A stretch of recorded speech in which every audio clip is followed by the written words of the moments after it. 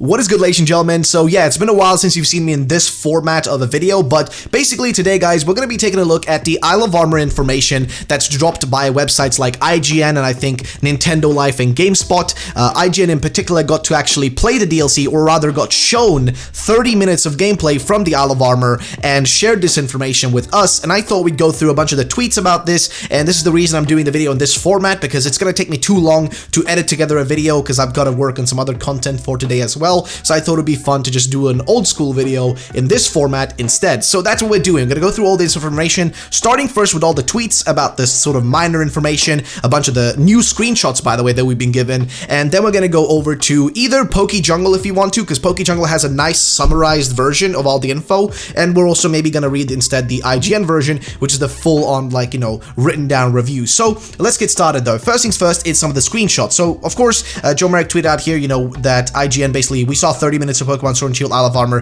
DLC gameplay, which comes out later this week. Here's what they learned, and we're going to do that towards the end of the video. We're going to read through the full article. But for now, here's what we know though. So, according to Nintendo Life, there's a side quest featuring Alolan Diglett in the Isle of Armor 2. I'm intrigued if they're going to include more Alolan forms in it. So yeah, Alolan form Pokemon. Somewhat confirmed that is, you know, at least one is coming back, so that's cool.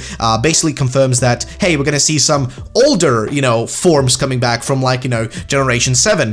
Next, so basically, here's what we know from what they've told us. 1. Level scaling exists. To what extent, we're unsure. My bet it's just trainers calling different teams based on what badges you have. So this makes the most sense. I would probably say this is logical, that would be the case. And if you actually think about it, right, scaling is needed in this sense, right? It's kind of needed.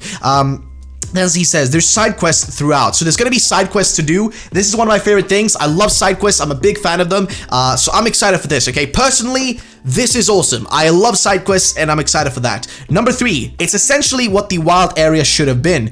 That is somewhat cool, but also a little bit disappointing because, yeah, this, again, essentially it's what the wild area should have meant to been, but instead it's in a DLC. So that's a little bit disappointing about the Sword and Shield, but cool about the DLC itself. Then they continue on saying here, interesting from the game's radar. It seems that the Exp Charm, which we've heard about this item, you know, lets you focus Exp gain into a specific Pokemon in your party. So this is kind of what I predicted, like, when I was talking about this item. I said, like, oh, maybe it's just gonna, you know, it doesn't make sense that it's gonna give, you know, Exp to all your Pokemon. Maybe it's going to be attached to a specific Pokemon and double its XP. And I guess that's sort of what it's going to do, which is sort of strange but cool at the same time. Next, so the Telegraph also mentions that this DLC is themed on growth and team building, while Crown Tundra is to be more story and exploration.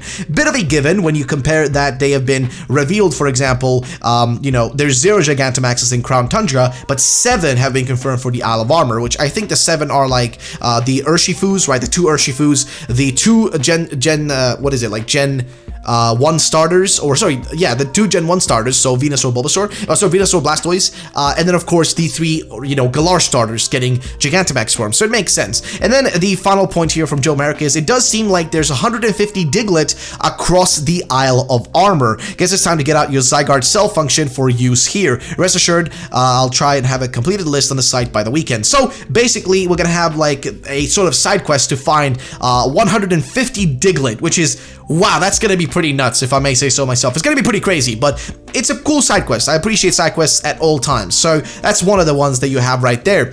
So when it comes to Cerebi and Joe Merrick, well, he did include some other stuff on his website specifically, which is that we have some screenshots here, pre-release screenshots of what to expect. So for example, here we have the Ash, the Pokemon Ash hat, right? Like, you can have Ash's hat on you, which is pretty cool, and you can see different images there. And here we get to see how you get yourself to the Isle of Armor itself, right? Like, where you kind of like show up. And what's really cool is a piece of information that I learned from like different posts and stuff is that this like DLC is accessible to you from the get-go, pretty much. I mean, not the moment you start the game, but rather once you gain access to the wild area. So as soon as you get access to the wild area, which is about 1 or 2 hours into gameplay, then you can instantly go to the Isle of Armor. There is no need to like finish the whole game or defeat a certain level of gyms. No, you can go there straight away. So that is awesome. Like, that's something that people were wondering about. You know, I was like not sure, like, oh, what will they do? Will it be a post-game thing, or how's it gonna work? Like, I don't know. And in this case, well, here you go. It's basically accessible from the get-go. You can go there as soon as you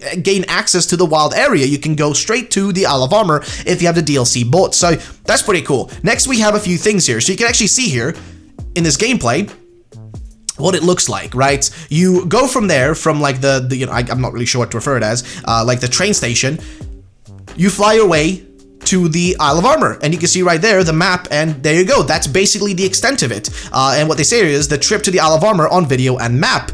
And boom, it's pretty straightforward. So you got that. Then we got more images of the Isle of Armor. Here we get to see a bit of an overview from the top of a kind of a mountainous area, as you may notice. You got that. Then you've also got this right here, which again, you know, mountainous area. You got, I guess, one of the towers to fight in on the right side here, up there. You know, you can see that. You've got the, you know, mountainous area to fight within. So you've got that. Next, we've got seemingly one of the similar images we've already seen, but with a different outfit on the character, as you may notice. Like the biking outfit is different.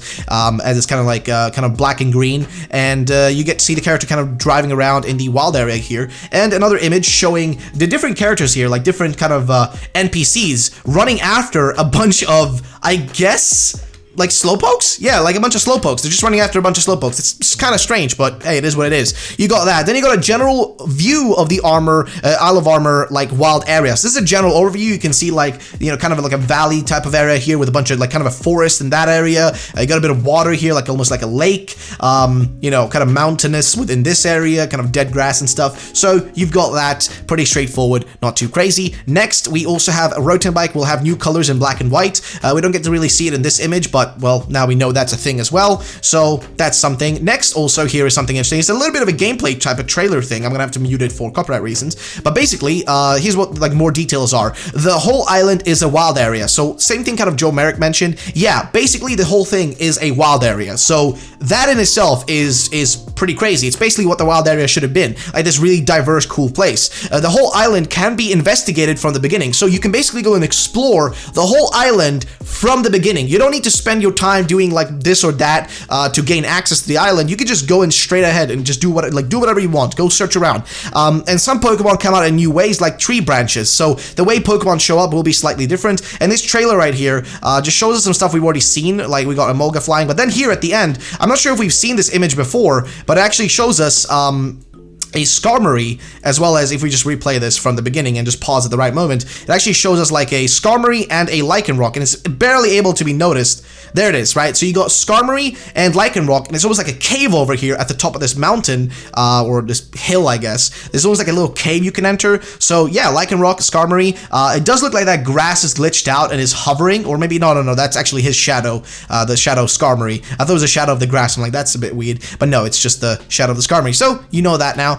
And then there's something really interesting. So this is something that was posted by PokeExperto, and then Melkor kind of like went a bit more in depth on it. But apparently, many medias have not been allowed to try the Isle of Armor directly, but have been given a gameplay from somebody at the Pokemon Company International. So basically, like for example, IGN. I'm not sure if they have actually gotten to play it, but rather they've been just given gameplay. So they haven't really. There's no real actual reviews. Don't trust any sort of reviews you see, because they aren't really reviews. It's just them watching gameplay that's been given to them. So they haven't actually been able to experience it themselves. And as pointed out here by Melkor, the fact that reviews are already done by the video game media on the basis of a gameplay, which they haven't played, makes it quite evident that the era of reviews is over, which is kind of true. I think with Pokemon, since the whole last leaks, they're too scared to give out stuff like this. And I also think they don't want to give it out because then, you know, maybe people will say it's a bad DLC and it'll sell less. Maybe that's the sort of thing, but I don't know. And then they say here, what is the value of saying what you have seen?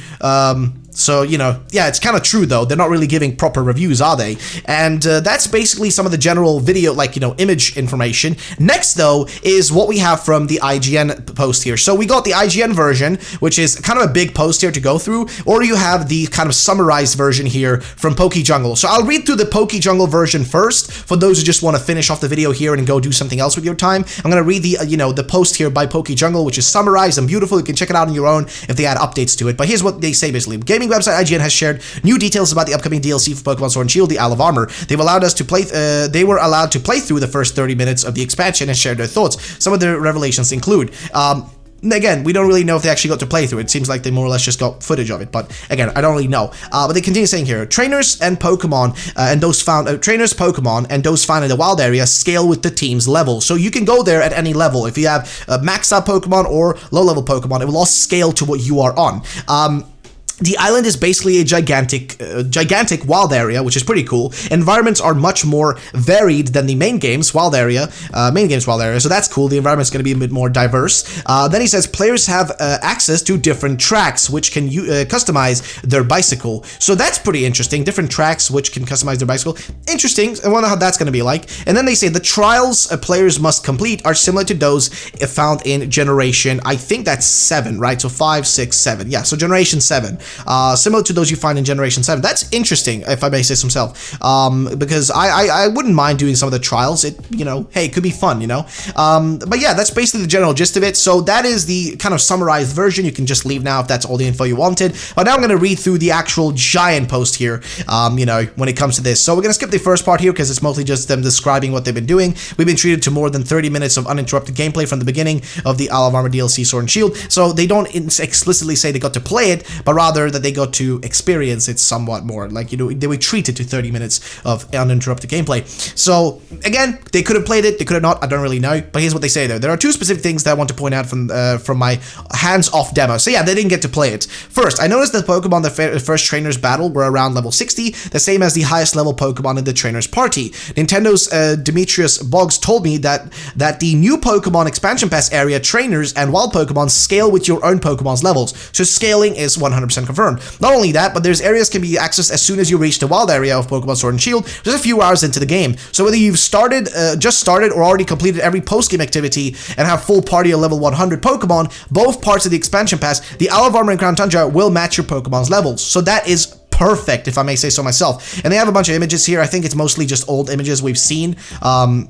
Yeah, you got Drudicon in the cave here, and it's mostly, yeah, just mostly stuff we've already seen in the past, so nothing really new in these images, I would say. It's mostly just from the DLC we saw the other day. So again, yeah, as of now, we're unsure whether DLC areas will continue to scale with your level, or if the areas become locked to the level your Pokemon were when you first visited, so that's not sure, but we will update this as soon as we hear back from the Pokemon Company. Regardless, this is great news. Anyone will be able to enjoy the Pokemon Sword and Shield expansion pass at any appropriate level, regardless of how high or low their Pokemon are. But yeah, again, the difficulty, or, you know, he doesn't know if it's difficult or easy, the content, but, you know, that's because they only got to really see it. We already knew the Isle of Armor would at least include an additional wild area, but this demo confirmed that the entirety of the island is basically one big massive wild area with many more diverse terrains than on the mainland. I saw coastal beaches, swampies, marshes, lush forests, gloomy caves, and even deserts during my short tour, which that's awesome. At many intervals during the story upon entering the new areas, the camera swept over each spot, creating a beautiful panoramic effect that highlighted the topography of the island.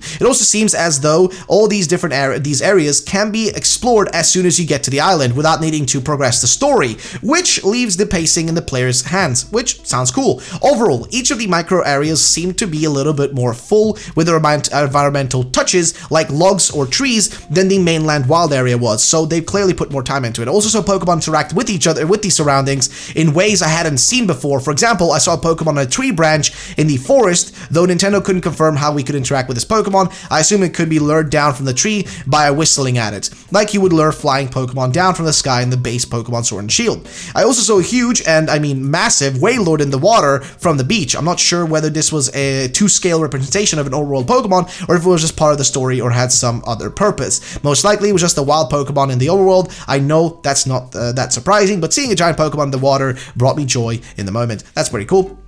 So yeah, a lot of variety in, like, you know, the Pokemon and how they interact with the environment. Sounds cool. I did ask if the large inclusion of old Pokemon previously unavailable in Sword and Shield was in response to player feedback, but the Pokemon company's Elvin G said that the Isle of Armor expansion was already being developed before Sword and Shield were released, so it seems as though it was always the plan, though he couldn't be certain. So that pretty much confirms my suspicion that they basically, this was like stuff they had been creating prior to Sword and Shield even releasing, and not something they started once they announced it, which is what a lot of people who defended, you know, the choices they were making and the bad choices they were making, that were basically defending them by saying, oh, they just, you know, they just started making it, so it's going to take some time. But my prediction was always that it was probably already started way ahead of time.